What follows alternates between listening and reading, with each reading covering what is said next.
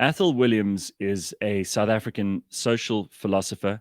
He's a public intellectual. He's an extraordinarily qualified man. He's also the first person, interestingly enough, to earn 5 master's degrees from 5 global top-ranked universities. And he's an incredible mind. He's someone whom I'm sure you've read at some point in one or two or more of South Africa's great newspapers. He's recently published this book. It is called Deep Collusion: Bain and the Capture of South Africa. And Athol Williams is our guest today. Athol, it's a great pleasure to have you on. Thank you so much for joining us. Thanks, Gareth. So first of all, I mean, let's start off with the book. Congratulations on another book. It is well researched. It is thick. It is thorough. I must tell you, I had no idea of, and I consider myself to be reasonably well informed. I had no idea of how deep Bain's tentacles went. And I can't believe that in the discussion about the Guptas and Jacob Zuma and all of these other nefarious companies that have been involved and who've been named and shamed, that Bain doesn't seem to make as much of a splash. How have they gotten away with this? I think that's part of their power, Gareth, right? I mean, any organization who could worm their way into meeting with our president behind closed doors after hours for up to 18 times should tell us about the power they've got, right? And I think what we've struggled with in South Africa is we've tried to surround these companies together who are involved in state capture. So firstly we say, oh, well, Bain's like a Bell Pottinger or Bain's like a PNG. Absolutely not, right? They are in a category of their own. And we miss the point of Bain and what they did if we say they're any of the others. Because firstly, on a global basis, Bain is an incredibly powerful organization, right? They're not just your average run-of-the-mill consulting firm. When the Soviet bloc fell and the Russian government wanted to move towards a more capitalist society, they called in Bain to help them make the transition. Same in China, right? Same in many parts of the world. This is who Bain is, right? And I'm not talking about this as an outsider, right? I mean, I must put in my hand and say I was one of their senior partners. I was inside the firm. Wow. Just tell me what Bain actually do. Like if you look them up, tell me what that definition is and then tell me what they really do. Yeah, so Bain is a management consulting firm.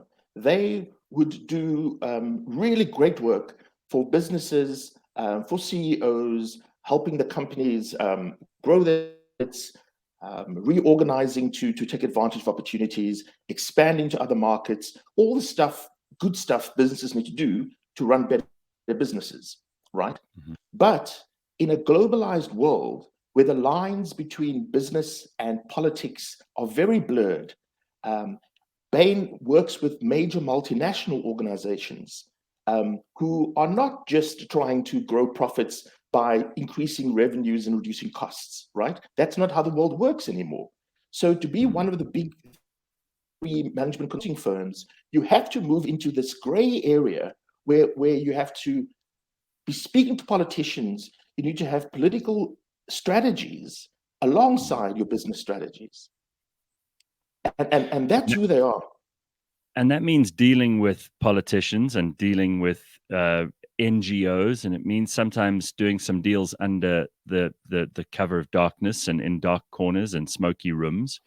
I mean, all of this is, Bain in South Africa, I don't know how wide their influence has always been, but certainly during the Jacob Zuma years, they seem to have played a very prominent role. Just explain again your relationship to Bain so that we can be clear about that and people don't end up saying, oh, well, Athel is saying this because of X, Y, and Z.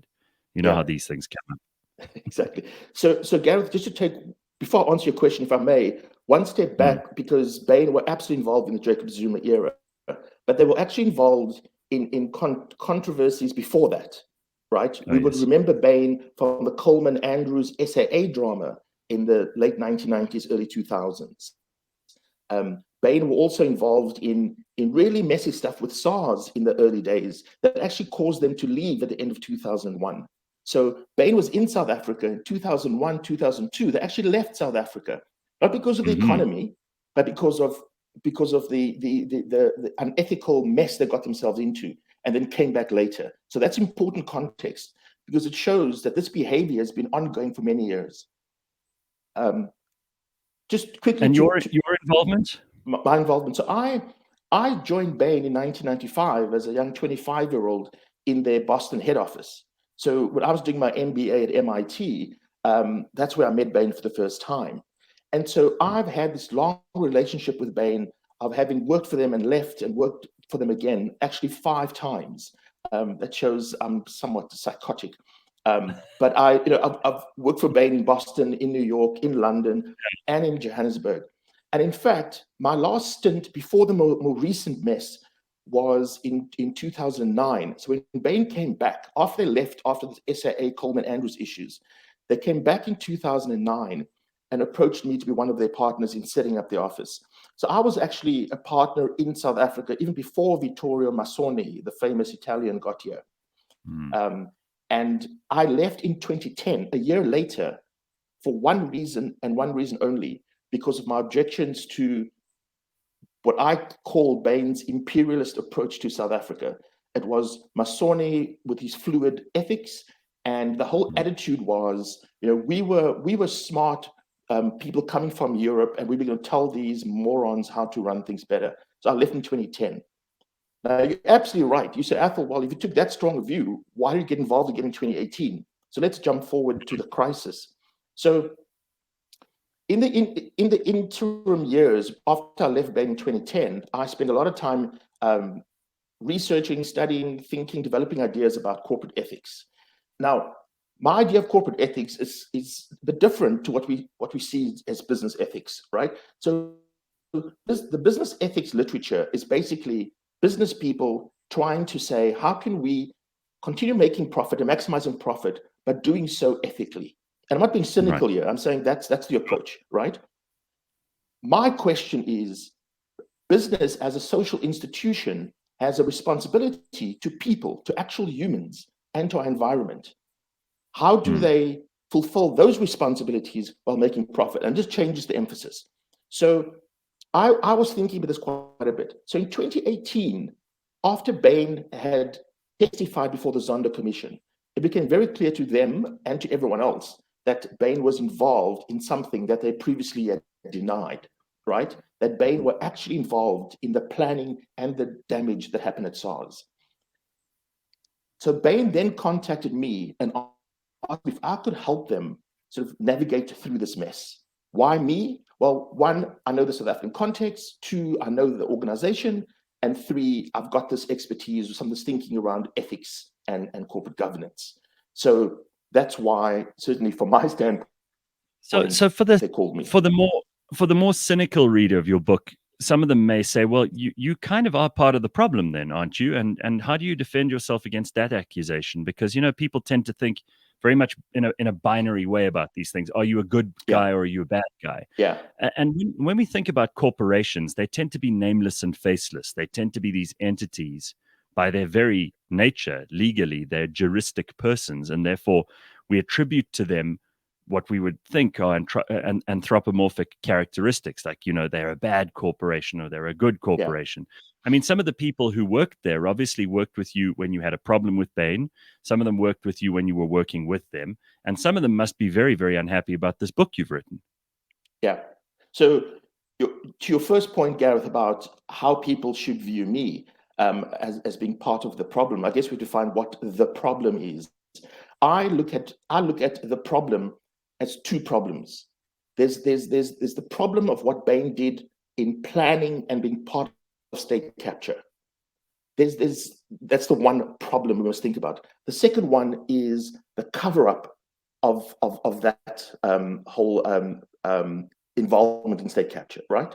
So so no one can point a finger at me and saying, "Oh, Athol, you were involved with Bain when they were working with Tom Moyani and Jacob Zuma." I wasn't anywhere near the firm. I wasn't at the firm at that point. They're absolutely right in pointing a finger at me and saying, "Athol, but weren't you part of the cover-up?" And what I do in the book is say, yes, I was.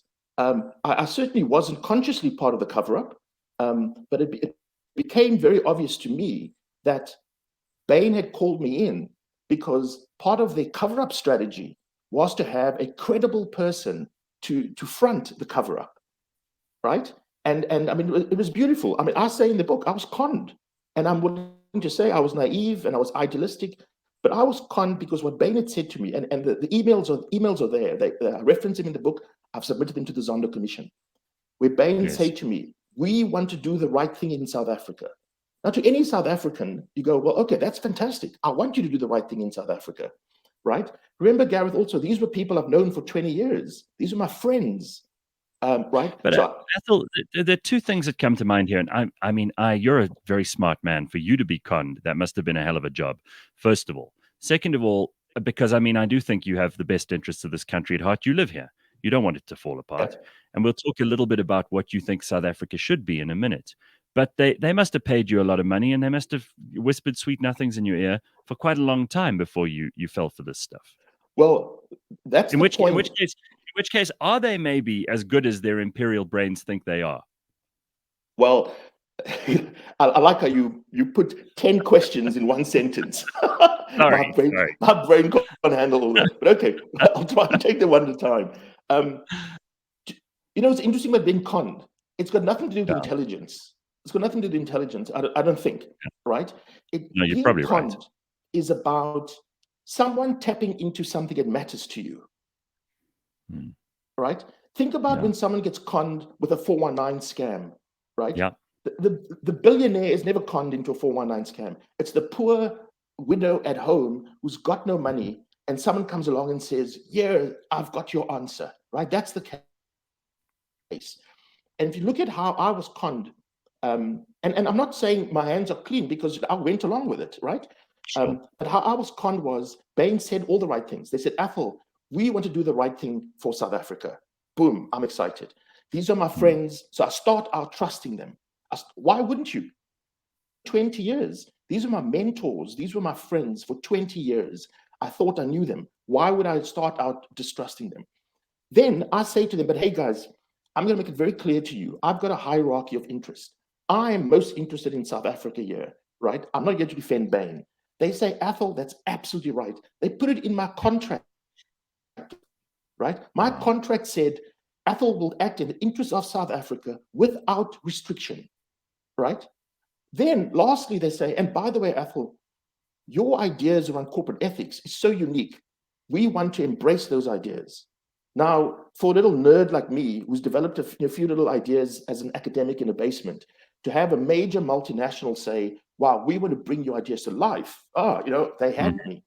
So I want people to think about those steps in how I was conned. It was in my contract. And so I've really thought they were sincere. Now, I think always when you question a whistleblower, you've got to say, what did they know when? And then how long before they acted, right? I didn't wait 20 years after I knew they were conning me to then do something, right? Immediately when I discovered I was being conned, I resigned. So I was at Bain for 3 months as an employee, and I resigned because I realized I was being conned. I realized they were lying to South Africa, and I realized this was a major cover-up. So did I get paid lots of money in those 3 months? No, right? I mean, I got paid what an ordinary consultant get paid. What I left behind, though, was a lot of money, right? I had a guaranteed package if I stayed till the end of the year of 11 million rand if I worked full time. That's what I walked away from. So this was not about me being bitter with Bain or being angry with Bain or being there for the money. I want to talk about whistleblowers in a minute, because that's something that you go into some detail on in your book, and you've got some strong opinions about that, which I think come from your own experience. I mean, you testified in front of the State Capture Commission for 2 days about Bain. What is it that they did? Because you mentioned SARS earlier. Is that that's where they did the most damage, and that was where they were most involved. Am I right? I don't want to spoil your book for anybody, but that's no. area of greatest interest. Yeah. I think that's right, Gareth. So my understanding of what Bain did, and my understanding comes from the fact that during my short engagement with Bain, I was able to get access to documents from them that I sort of just had on my laptop, my personal laptop, because they sent it to my personal email address.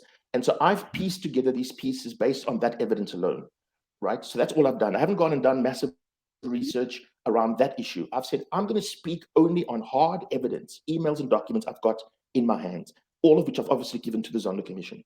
And when I piece that together, Bain, and we can talk about what preceded this, but certainly Bain from 2012 began engaging with President Zuma, facilitated by people like Duma Ndlovu, who's a TV producer, and Right. Sipho Maseko, who's a CEO of Telkom. These people facilitated these engagements between Zuma and other cabinet ministers, Malusi Gigaba, Jeff Radebe, Zweli Mkhize, etc., to what Bain called reshape the South African economy. Now, let's pause there. We've got an American company headed by an Italian sitting with our president behind closed doors after hours, up to 18 times, talking about the ANC manifesto, about restructuring every part of our economy, about centralizing procurement across all of government, about rethinking how cabinet ministers are incentivized, about creating a special delivery agency that would surpass all of cabinet and go directly to the president. This is what happened, Gareth. This is what the plans were. Among these plans were plans to go and restructure the ICT sector, which included Telkom. And that's where Bain was tested, in their words. They were tested at Telkom. They then went on to SARS. So we only know about SARS, Gareth, because SARS couldn't collect taxes, and we had the Nugent Commission. Yes. Right. So here's why I'm particularly focused and afraid of Bain being in South Africa is that what are all these other plans? Where are all the other plans? Because we only know about SARS because the plan there was executed. Telkom's plan was executed, but no one's asking any questions about Telkom. State Capture Commission didn't even have a work stream focused on Telkom, right? But Bain were also at DBSA. They were also at IDC, at PIC. And so for me, at Eskom, SAA. So I shudder at what actually happened that we don't know about.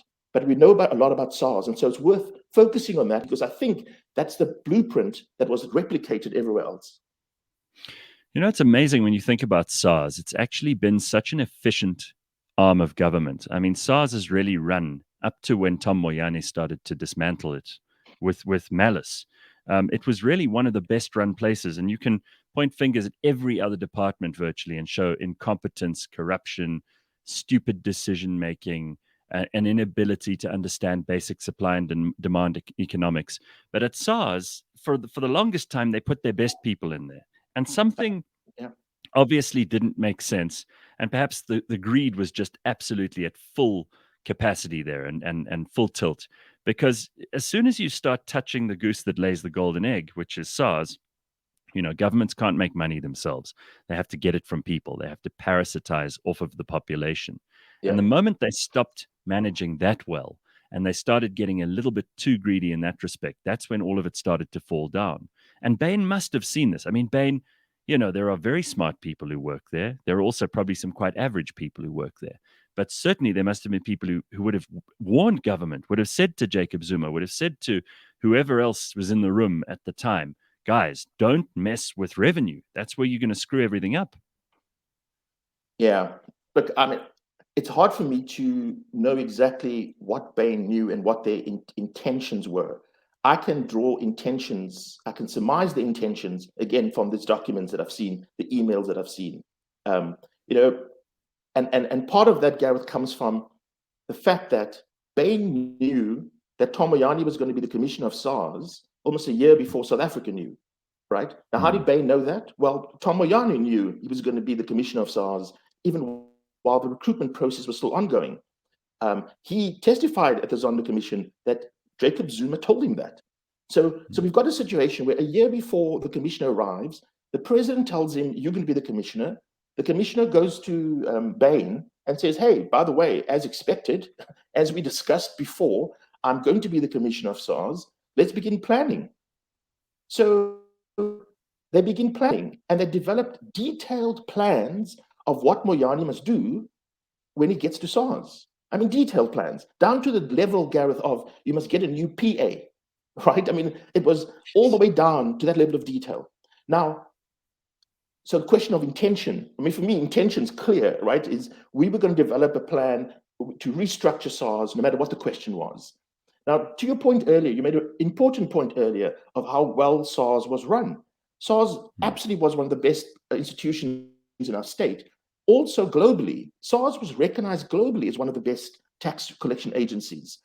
And so there isn't a single person on the planet who would look at SARS in 2014 and say SARS needed a complete overhaul, a complete restructure. Of course, they needed areas of improvement. And in fact, SARS had this long-term plan that they're going to be improving things. They had been improving things. So for Bain and Moyani, the answer was restructure the entire organization, no matter what the question was. So it was all around trying to develop a justification for this restructuring. And I, as a career management consultant who knows Bain's work, when I look at their justification, it is abysmal. There is no justification, right? So, for example, Gareth, I've got a slide where they say, reasons for restructuring. And there's 3 points because some people say so, because we think it should be, and because there's too much people working for Barry Hall, in effect, right? And they begin naming people, right? Now, the Bain I know would never go and target individual executives. And then, oh, surprise, surprise, 2 months after Tom Moyani gets there, Barry Hall leaves. And we know there these emails between the Bain partners where they sort of laugh about this, goodbye, Barry Hall. They were expecting that. It was part of the plan. So just to this question about Bain's intentions, I surmise it from those activities, right? At no point does Bain in any of the emails say we are here to help SARS. It's we are working with the president.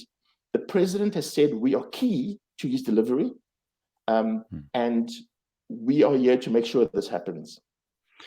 There's a much bigger question that we have to face in South Africa, and the reason that we have such a need for these massive international consultancies is probably because we don't have the capacity to do some of this stuff ourselves. Yes. And we've appointed through cadre deployment people who are incapable of running important things and doing them effectively. And we've got parastatals that require really smart and really capable people who have the right vision and more especially the right ethical framework within which to work. But we don't have those people.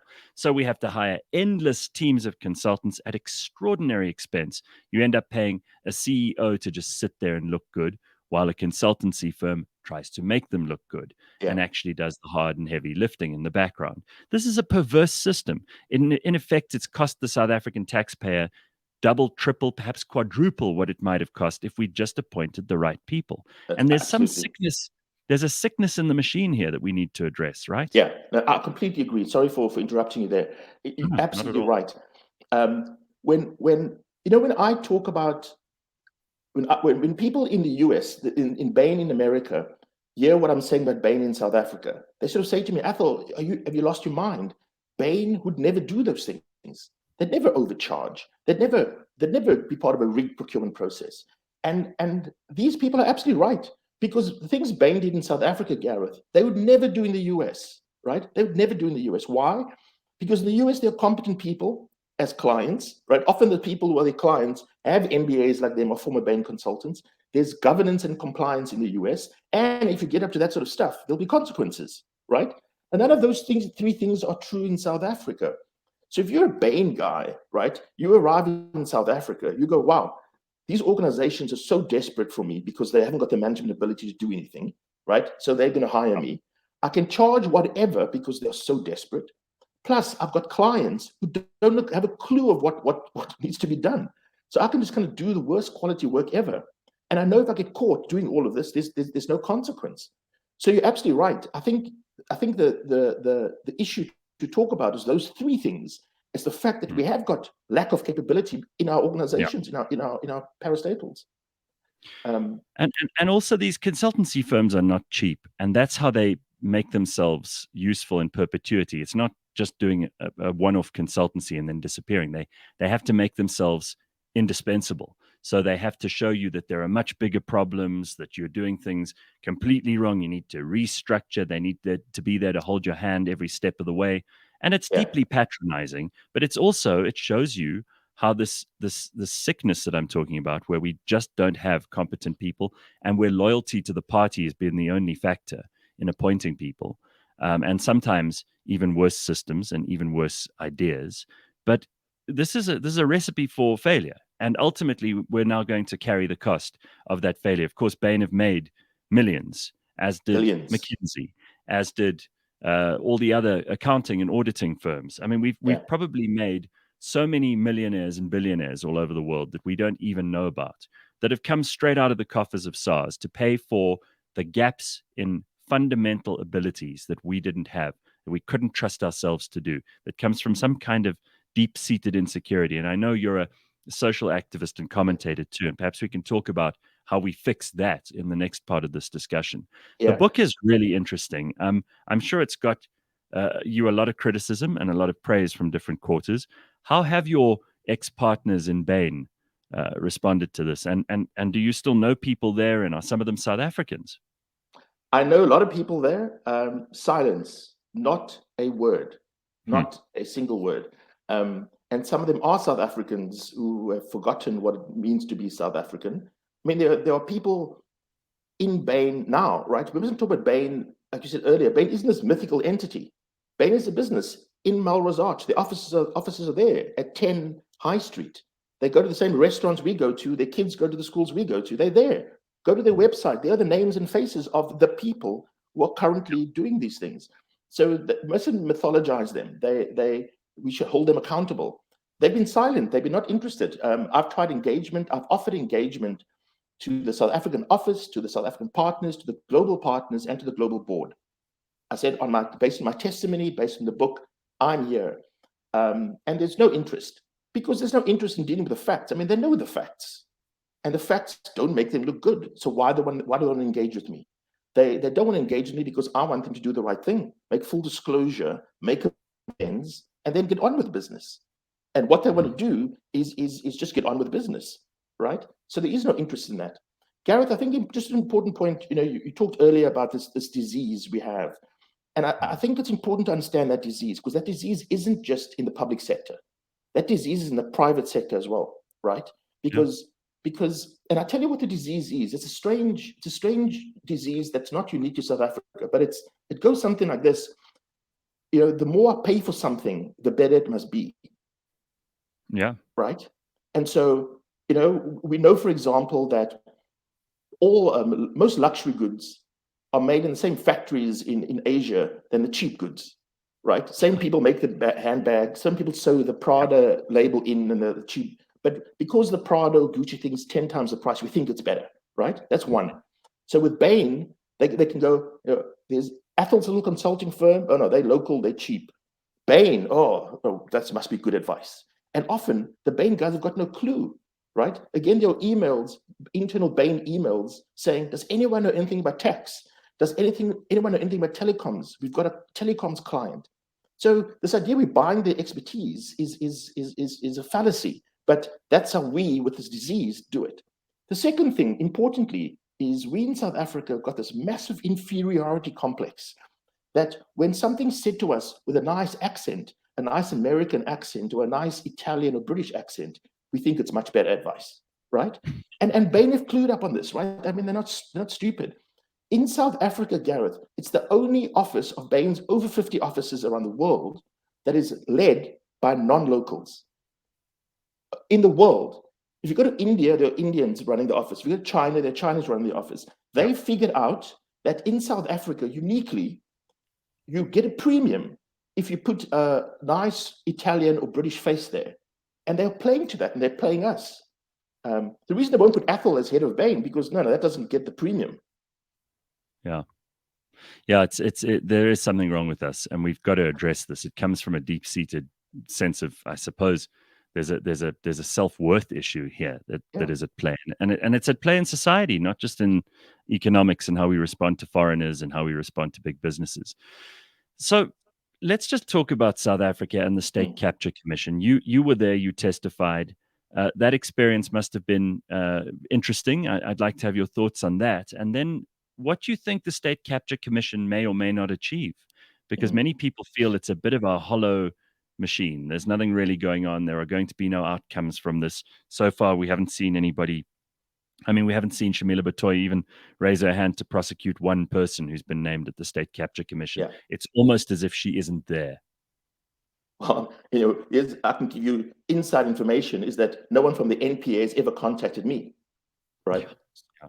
So given everything I've revealed, and maybe they've got bigger cases and more juicy things to follow, but certainly for me, everything I've revealed, not a single person from the ID or the NPS contacted me. So there's a data point. But to expectations from the Zonder Commission, I think we need to be fair to the Zonder Commission. They are a information gathering entity, right? They're a commission, they're a truth commission. Their goal, we should judge them by whether they've done a good job of gathering as much of the truth as can be gathered. And I think they've done an amazing job in some places and an abysmal job in other places. Now, this might, for example, Telkom, right? Telkom just hasn't featured. And so there might be good reasons for that. So just my observation is that they seem to have ignored some areas and focused on others. Spending 13 days with Angelo Agrizi on Basasa, for me, that was completely unnecessary, right? Because again, what we've done with state capture, Gareth, which I think is a mistake, right? One, we've saying it's in the past, and obviously it's ongoing. It hasn't ended. But Sure. Secondly, we've reduced it to getting money back. Now, that's massively important to get the money back. But a lot more happened than just people getting money, right? There was a silent coup. I mean, Professor Mark Swalling calls it a silent coup. If you've got non-elected people having now changed how our government works, then we've got a bigger problem. And for me, that's state capture. Gavin Watson giving money to ANC politicians, that's bribery, that's corruption. State capture is far more insidious than that. It's this web of repurposing our state institutions, right? And it's a shadow government. So what I think the Zonder Commission has done is been amazing collecting information, carrying the truth.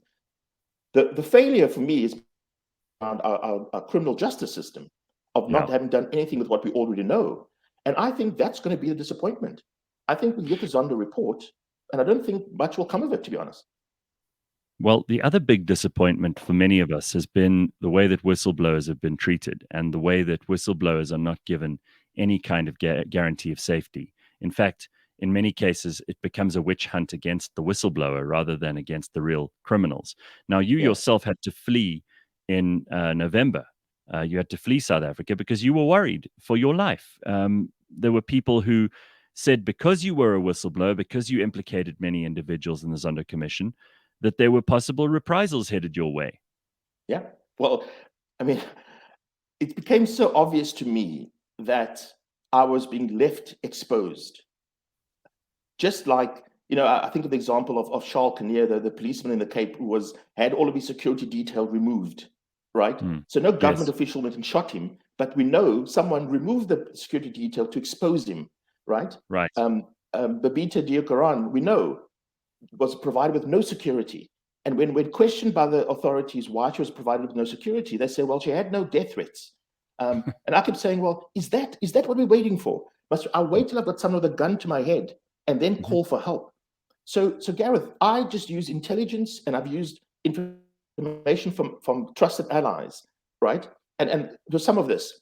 The day I testified, the second day of my testimony, the Zonder Commission, I got a call from an international NGO that works with whistleblowers who've been they were helping me a bit. And they said to me, Athel, we've now heard your testimony. You implicate 39 people, powerful people, including the world's largest law firm, and you've joined them all together. We suggest you leave the country. This was in March of this year. Wow. So that was one data point I had. So already I was panicked. I was at home actually celebrating with my family because I'd finally testified. It was done. And they said, you need to get out of the country. We talked detail about how I should get out and where I should go. But I stayed. And I lived in fear for months. And then from all my discussions with other whistleblowers, we kept saying, guys, are we really in danger? And in my mind, I said, I can't imagine anyone's going to want to really harm me. And then Babita got killed. Yeah. And then suddenly, I mean, that shook me. That shook me to the core, because that said, oh shit, actually this can happen. And the final straw for me was an email from someone within the ANC, a senior person within the ANC, who said to me, Athel, there's a coordinated effort to silence you. Those are the words. And you're in the crosshairs. And what's happening to you at UCT, where I was being shunned and pushed out of UCT, what's happening to you, all of these other places, it's all coordinated, right? The goal is to remove your platform so you can't speak out. This person didn't say you can be killed, but it was implied. And then when I started thinking about it, right? No one from the government had ever contacted me. I even paid for my own travel, Gareth, to go from Cape Town to Joburg to testify at the Zonder Commission, right? Even the Zonder Commission didn't pay for my travel or provide security. So logic, right? You look at it and saying, well, it's a matter of time. I mean, one of the whistleblower friends of mine, who we all know, I mean, she was saying there were cars outside her house, right? And so I began looking at the cars outside my house and saying, there are 2 cars I kept seeing with no one in them. Anyway, the point was, with all my cries, and there are media articles where I say, I feel I'm in danger, help, right? No one stepped forward, not an NGO, not a company, not a government official. Wow. And so it became very clear to me that it was not just about doing nothing for whistleblowers. It's worse than that. It's about leaving us exposed. So absolutely consciously leaving us exposed.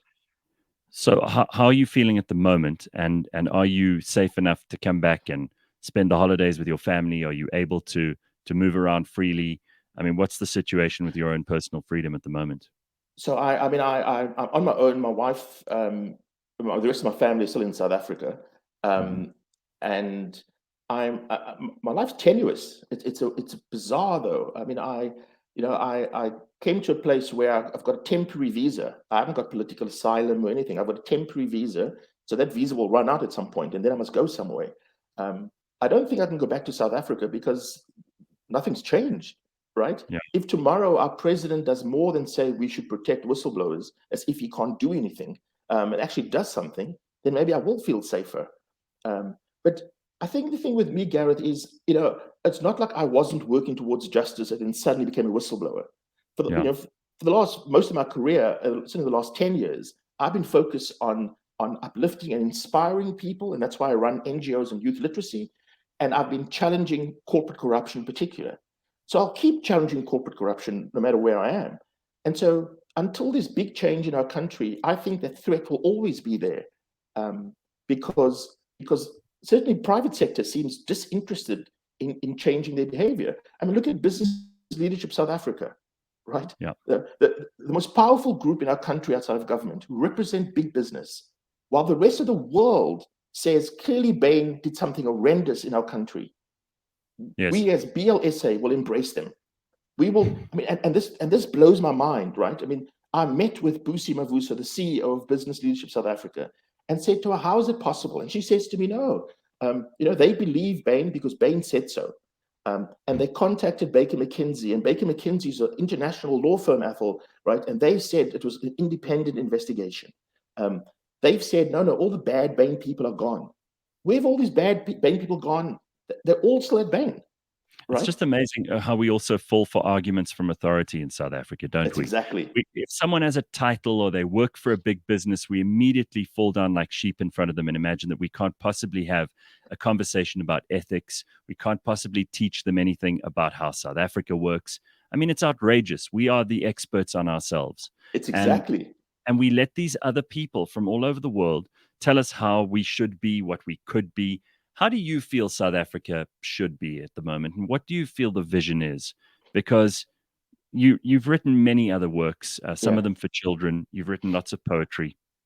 You're not an investigative journalist in the main part of your life. And there must be something about South Africa that keeps you interested, that makes you hopeful. And we know that many of us, thanks to what's been going on in the news, the way that we've been treated by our government, rich, poor, black, white, we are all extremely disenchanted at the moment. Yeah. We need to hear hopeful ideas. We need to hear visionaries. We need to hear people speak about a brighter future. Do you believe in that brighter future, Athel? Gareth, I think that brighter future, the promise of South Africa, I think has been covered with some dirt and dust that we need to just brush off. We need to remind ourselves of the promise that we all bought into. Between 1990 and 1996, that period for me was an era of promise, right? I mean, if you think back to that, it was one, we began seeing ourselves as citizens. Now, that's a profound idea. And I want to see us re-embrace this idea of being citizens. What does it mean to be a citizen? It means I take responsibility for my country. It means I engage in civic society and politics. It means I obey the rule of law. It means I recognize that I'm part of something bigger. It also means I've got agency, Gareth. It means I can do stuff. I can hold people accountable. So for me, step one is for us to relive the promise is for us to just recognize our citizenship and act as citizens, not political affiliates, not racial or other groups. Firstly, citizens, right? Secondly, for me, and importantly, what being a citizen means, citizen by definition says it's me and others, right? Because it means I'm in society, I'm in community. And so my second thing that we in South Africa have lost a bit is this acknowledgement that we are connected to each other, right? Yeah. Because for me, what happens is we've got this apathy towards each other. I see someone, starving or hungry or desperate or raped or beaten up, and I go, whoa, not my problem, right? Not my issue. I didn't cause that. And I think that we do it with all vulnerable people. And this whistleblower thing is just one subset of that, right? It's this apathy. We don't see ourselves connected. There's black, white, colored, First Nations, Second Nations, colonialists, whatever. We've got all these divisions going on. And for me, the fundamental thing is, guys, we are here and we're connected. And this connection. We don't want responsibility for ourselves. We don't want responsibility for others. We don't want to hold our leaders accountable because, God forbid, we should be found wanting as well. So instead, we just have no standards for each other, and everybody just looks to government and hopes that government will magically solve the problem. And I think that's part of that apathy I think that apathy is there. I guess I'm a slight optimist when it comes to this. I've got no confidence in our government. And so I have to look elsewhere. And I'm saying, I'm looking to our people. I'm saying when I see and meet people, when I meet a woman running a massive food program out of her house, and you have queues of people for meters outside her house, and you ask her, why are you doing this? She says, I can't eat at night knowing my neighbors are hungry. Now, Gareth, those are people I look to. For me, that's a leader, right? But unfortunately, those are not the people who are sitting in parliament. Those are not the people who are sitting in the union buildings. And those are also not the people who are sitting at the head of corporations. And we've got to, the world has got this problem. It's not just a South African problem. And I'm just worried that, we've been looking to the state for so long, and that what's happened is that people have now got used to anarchy. They've got used to living in a country where actually the rules don't seem to apply anywhere. And it seems that the people who go to jail are the ones who are caught dealing weed, or who running an informal trading shack on the side of the road when the police raid you. Those are the people who go to jail, not the guys who've stolen billions. They're the ones who seem to get away with it. So in South Africa, the lesson appears to be steal as much as you can, be as bad as you can, care as little as you can, and you'll get away with it. But be a normal person and you're in trouble. I think it's because we've allowed that to happen. We, the broader body politic, has allowed that to happen. It wasn't always like that, right? There was elements of it. It's not worse now because we allow it. I've kept saying, right, you can say what you want about EFF. EFF fill a gap around economic justice, which is absolutely valid. How they go about and who they are, we can have a different discussion. But we as society have allowed people to keep living in shacks. We've left a gap there, a vacuum into which the EFF have sucked themselves. So that's what I'm talking about, agency of us citizens. Right? We've got very weak civil society, and most of our civil society has been infiltrated by political people and corporates anyway. Right? What I'm talking about, Gareth, it's the same with this week of anti-corruption. It blows my mind. I don't understand when we say stop corruption. Now imagine that there was a guy going to commit some corrupt act. He sees a banner that says stop corruption. Oh shit, I must stop. It's the same with stop rape. Right? This guy's been raping for 10 years. He sees a post that says stop rape. No, exactly. So for me, it's all bullshit, right? It's all these veneers we put up to make ourselves look like we're doing something, but actually we're doing nothing. I'm saying, Gareth, we need to start taking examples. And that's why I'm focused on Bain, because I know something. That's why I'm focusing on business leadership South Africa, right? So and you put yourself at great personal risk to do so. You don't know whether there's someone who's got a bullet with your name written on it. No, the fact is, the average South African just kind of glibly winks and nods as they see corruption happening. maybe we need to stop paying our taxes. We need to stop being part of the problem. We need to stop aiding and abetting these people in our communities. Like you said, these Bain guys, their kids go to school with our kids. They live in the same neighborhoods we live in. Yeah. They go to the same restaurants we go to. We need to shun these people the way that they should be shunned for the way Well, that that's they've ripped exactly. us But off. so that's what I'm advocating for. I'm saying Yeah. name them. If you look at my Yeah. social media, I've got the faces up there of the members of the BLSA board, of the Bain people. Name them. Because Right. I bet you now, no one in South Africa can name anyone at Bain. So we say Bain, Bain. But actually their mate works at Bain and just hasn't told them, right? So it's the same thing when Mike Brown of Nedbank stands up and talks about fighting corruption. We say, hold on, Mike, aren't you on the board of BLSA? Didn't you guys welcome Bain back? It's that level of activism we need, Gareth, because I think a revolution is inevitable in our country. I think we decide what kind of revolution we have. We could either have a destructive revolution, which is the path we're on, or we can have a revolution that's saying we are actually going to turn this around. We good people are going to do something. And so some of us must stand up, and then more will stand up. And that's what I'm trying to do. I'm saying, don't listen to what I'm saying, right? Don't follow me. I had a post on Facebook the other day saying, please don't follow me because I'm flawed. I've got massive baggage, massive issues. But this is what I stand for, and this is what I'm doing. Maybe do that as well, right? Well, I can't think of a better note to end that on, and I hope that people will read your book. It's a fascinating read, especially over the holidays while you've got some time. Take a look at just how deep these tentacles go into South African society, and perhaps while you're sitting on the beach, glance around and see if there are any of those crooks sitting under umbrellas near you, because they may be having a holiday themselves, thinking they've got away with it and rubbing their hands with glee. But thank you, Athel, for writing the book. Keep doing the good work that you do. There are many people who may have problems with you, who think that you are, because you worked with Bain, that you're part of the problem. I think that you've acquitted yourself here in this discussion and explained your position. And people can also read the detail of it in your book. Yeah. I mean, you've been very frank about it. And now you have to be the one who lives in fear. So always when people put this sort of thing out there, ask what is the cost to them personally, or what do they have to gain from it? Doesn't look like you've gained a hell of a lot. Looks like you've lost something. Yeah. Yeah. Now, people said to me, oh, I just did all of this, left the country for book sales. I'm like, I've got to sell 10 million books to compensate for what I've gone through. So thank you, Gareth. We've got to try and have some energy and positivity. Well, I wish you luck and happy holidays, Athel. Thank To you you for too. the it's good to talk to you. Thank you so Thank you. much.